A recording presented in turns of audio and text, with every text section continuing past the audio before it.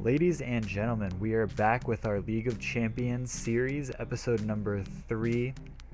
Going through the player stats really quick before we get started into the episode. We're looking at the top scorers. Neymar is taking the lead right now. He's just destroying the league right now. Benzema is top in assist with a lot of people still on that too. It's obviously early on, so there's going to be a lot of ties and a lot of things. But just looking through, it's a very tight matchup. There's a lot of good teams obviously in the league. It's on purpose, and obviously everybody's playing really well.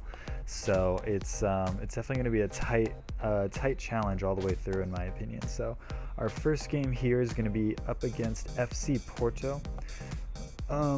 Obviously a good historical team from Portugal, good team overall. They did just sack their coach. They're not doing ideal this year, obviously, with Sporting in first in Portugal right now, and Benfica tied with them on 40 points. It's a bit of an odd place for them to be in, and they're not really comfortable with it. So they went ahead and sacked their coach, and I believe Nuno is linked to be their manager. At least that was the news about a week ago, I believe.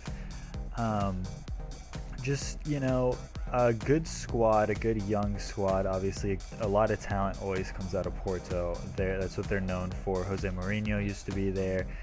That's when they reached, I guess, their peak or their prime, if you want to say. But they've always kind of been a good youth squad, but they always have problems selling on their players instead of holding on to their talent. Right now, I guess in the news when you're looking at Porto, I know Osvaldo's trying to leave and go back to Argentina, I believe, to Boca Juniors, where he originally played. And he's been saying that supposedly Porto's holding that up, or, whatever. All those situations always look a little odd from the outsider and spectator point of view. But I definitely wouldn't get too attached to him. He's most likely on his way out, in all honesty. The big name, obviously, when you're looking at FC Porto is Ruben Neves, everybody's favorite FIFA midfielder to sign this year. Last year it was T. Elements. This year it's Ruben Neves. Ruben Neves, one of those center defensive mids that can also get forward and be creative and pass the ball well. He's just an all-around good player in FIFA and in real life. I believe he's actually captaining the team now for Porto. He's obviously linked with like every team in the space right now. Everyone that's looking for a midfielder is going to be connected with Ruben Neves. Everybody's trying to get him, but I believe as of right now he wants to stay in Porto, and we'll see really, I guess, how long that pans out, especially if they're not able to win the league this year. I don't know how interested he's going to be in staying. As I was saying, they are tied right now with Benfica on points in the league. I think they definitely have the potential to push further in the league, but I don't know if they can win, and we'll kind of get into this a little bit more when I talk about Sporting, who are obviously on top right now, but they just have a good team this year, and they're playing well. I mean, all three teams are. Obviously, if you look at the league, they're still miles ahead of Braga, who's in 4th place on 29 points, but it's an interesting team nonetheless, and I don't really keep that much up with the Portugal League, but watching Champions League and whatnot, Porto, they did well. Obviously, I mean, there wasn't much challenge in their league. Obviously, they beat Chelsea early on whenever they were doing pretty poor in the league. As you guys are watching this game, you're going to see it was pretty slow and back and forth throughout the early stages of the game and even into the late stages of the game, where we hit the 60th minute and one of us finally scored. They did go ahead and take a lead, 1-0 lead against us, and a little disappointing not to get that double tap cross into the box for Giroud to put his head on. It almost like he didn't want to lunge into it, which is understandable, I guess, but at the same time, kind of wish he would have put a little more effort into it, because they do get one more cross in, a little bobble from the keeper, and obviously rebound goals galore in this game, so they do go 2-0 up in the game. Getting back on it, like I was saying, Champions League, obviously Casillas, their keeper, ex-Real Madrid keeper, definitely going to be a Real Madrid legend and an overall legend for the game. He broke the UCL Champions League appearance record. We do get a penalty here. Side note again, sorry. Santi Cazorla steps up for his second penalty, misses it. So he's 0 for 2 this season in penalties. So I'm definitely taking him off of penalties. So not impressing me at all. He's definitely been playing well, but whenever he comes to the PK line and when he goes to the spot, he's just not scoring. So it's been really disappointing. But when you look at the Champions League, like I was saying, Casillas breaking the appearance record and them beating Chelsea early on, they were looking good. Then they kind of tied a couple of the lesser strong teams, I guess, in the division. So they're definitely up and down, and I guess that, that was definitely the big reason for the manager getting sacked and not making it through to the second half of the season. They just weren't playing well. There weren't really positive notes to take out of Porto for that first half of the season, and I definitely think they made the right move. I think they just need somebody to kind of come in and reconcentrate the squad, almost like Chelsea did. It just didn't seem like the locker room was behind their manager, and they weren't playing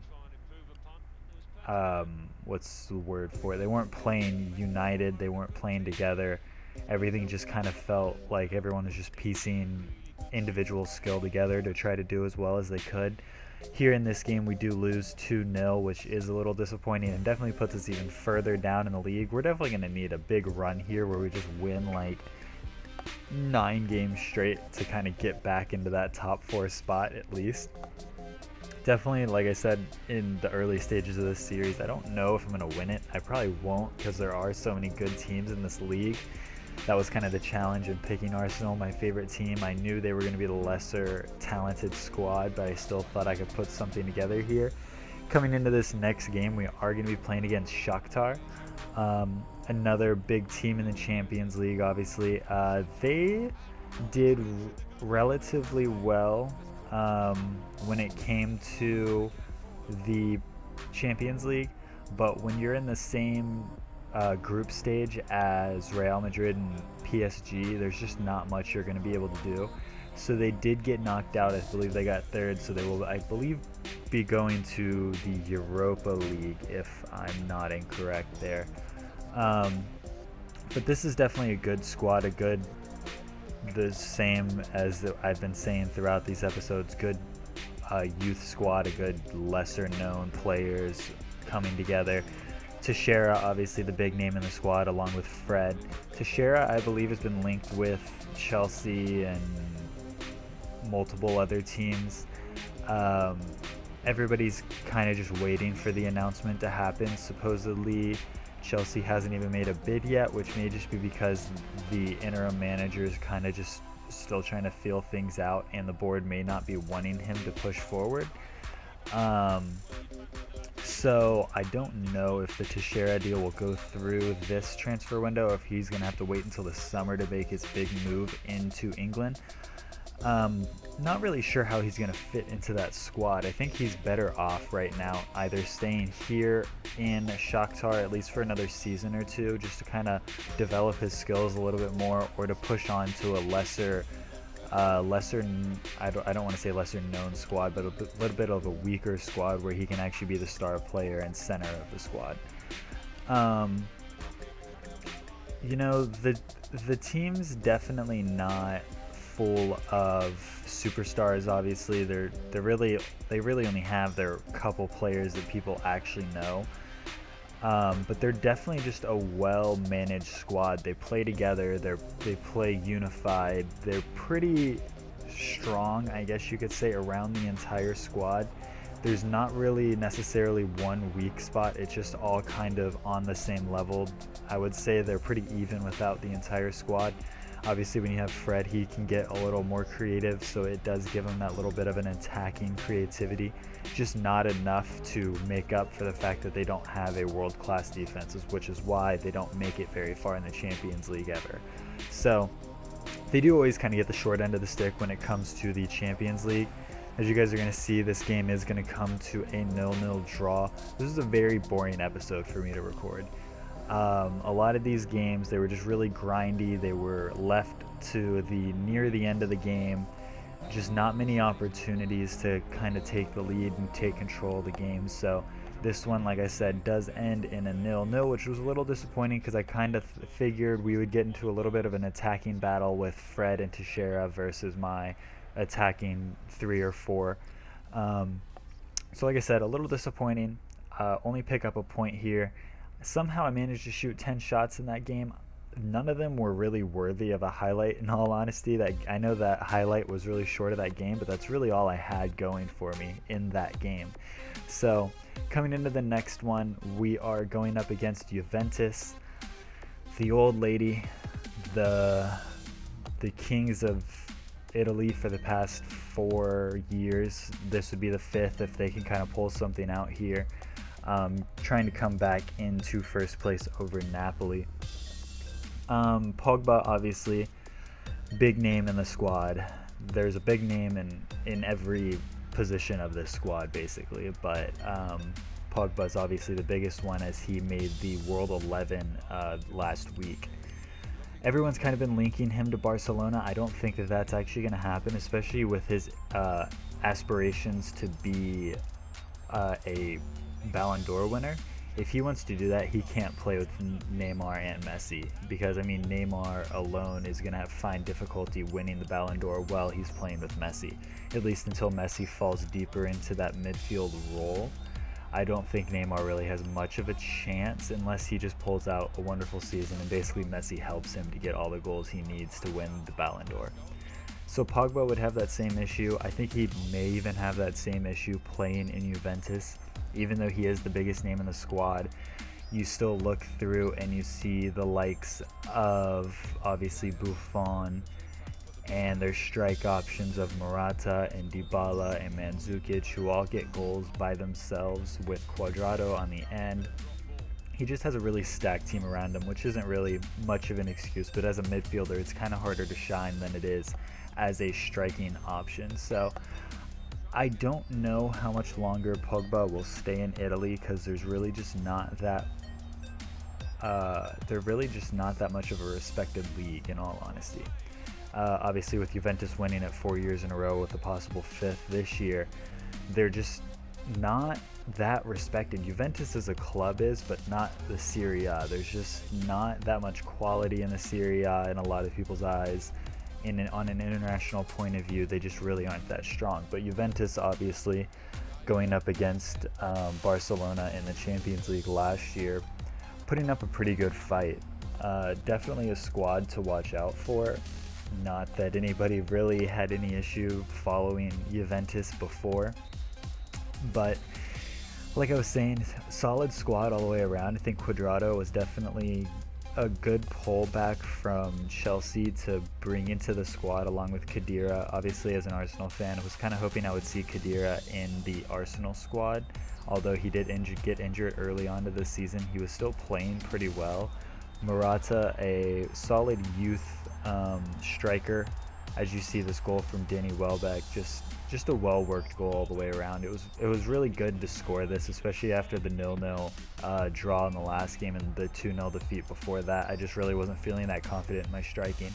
So to kind of just pass that ball off and just get an easy goal was definitely good to see.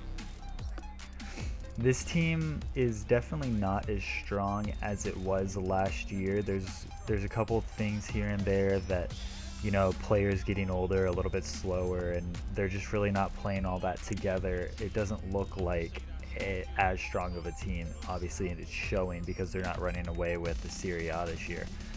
It's definitely good to see Napoli putting up a fight. It definitely creates more competition, which will give the Serie A a little bit more recognition on an international stage. But overall, I don't like I was saying, Pogba's the big talking point in this squad, and I'm just not entirely sure how much longer he's going to be able to stay in the squad. I think he needs to move to either England or Spain or Germany even. I think he could thrive in Germany. Playing in the Premier League would definitely be difficult for him, but it would give him a good enough challenge to show that he's worthy of being in the World 11 and worthy to be pushing for that Ballon d'Or. So As this game comes to a close, it did end up being a 1-1 draw. So like I said, this episode for me was incredibly boring. Just a bunch of draws and a bunch of slow gameplay. So I did go ahead and throw one more game at the end of this episode just to kind of get you guys a little bit more to watch, give you something more exciting to watch. Playing against Sporting, I figured, I could put up a pretty good fight against them and they could do the same. So I figured it would be a pretty good game to watch. Coming into this game, like I was saying, Sporting, top of the league in Portugal. Not a really, I guess, same with how Shakhtar, they're really not a big name squad. They don't have that many players that stand out from everyone else, but they're undefeated, so you can't knock that off. I believe they're still undefeated. Oh, I'm sorry, they lost one game. But sitting at 44 points, 14 wins, 2 draws, and 1 loss, they're definitely a strong squad nonetheless. You look at their squad, and like I was saying, there's not that many big names. If you play FIFA, then obviously the one person you're looking at more than anybody is their little superstar that everybody wants to sign. But Jefferson and Naldo, obviously the big 2 names there. In goal, obviously Rui Patricio, the keeper that everyone loves to sign. This is definitely a team that everybody always wants to pull players from. Carvalho rather. He always gets linked to leave Portugal, but he never seems to do it, which is good on Sporting's part to not sell their players every year, which is why I think honestly they're leading in the league, which is what I was talking about before with Porto. Whenever they get players, they always seem to sell them off. They never seem to keep anybody, which ends up hurting them in the long run, as you guys are going to see over the next, I guess, 6 months near the end of this league. I think Sporting is going to win just solely because they still have the players they had for the past few years. They've been building their squad. They've been doing a lot. And it's definitely been starting to show with players like Pereira, Bruno, Patricio, Pereira, Oliver, just a lot of solid players all the way around. Brian Ruiz, obviously big. He got a lot of, I guess, criticism but he also got a lot of good publicity as well when he played in England. Definitely think he could have stayed if he wanted to in the Premier League. He was definitely good enough to continue to play in the Premier League.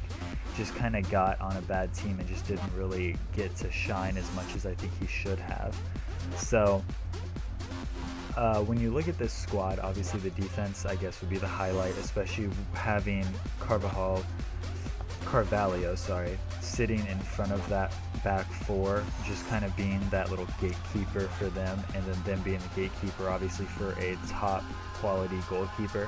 Whenever you have that formation, it's hard for teams to break them down, which I think is their big highlight for the squad. If they could get a top tier, not even a top tier, but kind of an upper middle to top tier striker, I think they could definitely push pretty far in Europe and in the Champions League if they wanted to. So I think we'll definitely be seeing that in the next couple of years. Sporting really not the type of club to go out and buy, so I think they will definitely just bring somebody out of their youth squad that's just going to shock everybody, or maybe they buy from within Portugal. But I don't see a big international name going to Portugal. There's just not much of a pull there, especially with Sporting. If it was a club like Porto, maybe somebody would go out and move over there and try to play for them. So as long as they can keep holding their team together, I think this will be a squad to challenge in Europe and continue to boss Portugal. I think it'll always be close between the three teams in Portugal, but the way that Porto's been playing, it's just been showing off pretty well for them. So overall, good squad. I think their biggest fear is the worry of losing Carvalho. He's definitely been linked with Arsenal for, I want to say, going on 2 or 3 years here, and it seems like every year it gets a little bit more traction. This may actually be the year that it happens. I think the only thing that would hinder that is the fact that we did just sign a midfielder who seems to be pretty promising and could definitely play a little bit in that defensive-minded role, but I think we could still use another CDM to basically just make sure that injuries don't hurt us. I don't know if we'll go after him though. I think we're more focused right now on maybe getting another striker in or another creative attacking midfielder, more so than we are the defensive side. And if we go the defensive side, I think we're going to be looking for another center back or left back or right back, more so than looking at that defensive midfield position. As you see this game coming to a close, it does end in another 0-0. So even though I give you guys another game, this game was not really that exciting either. As I was saying in the commentary, they're just a very defensive squad, so it was hard for us to break them down, and then it was hard for them to break us down. And then obviously Petacek in goal, making sure that nothing crossed over and that we were able to keep it a 0-0. So I believe I'm going to show you guys at the end of this episode the table, and we are, I believe, in 18th or 19th place right now, so almost in the bottom 4. Definitely want to make sure I'm getting the team a little bit higher in the league, which should be pretty, I don't want to say easy over the next few episodes, but we do have some good games coming up. Obviously, still worried because Bayern, Barca, and Real Madrid are still in front of us, along with like PSG and a lot of other big name squads. So a lot of good games to come. As you see, Bayern still on the top of the league. Top 4, I was actually surprised Manchester City and Chelsea were in there above Barcelona. But everything's starting to come to fruition. You see what teams are really not making it and what teams are starting to thrive a little bit more. But that bottom half of the table is still very close, and it's only separating by like 4 to 5 points between 9th and 20th. Yeah. So a lot can happen in the next couple episodes, so make sure you guys stay tuned to that. I'll be alternating this episode along with the A-Bar career mode every other day. So until then, I'll see you guys later.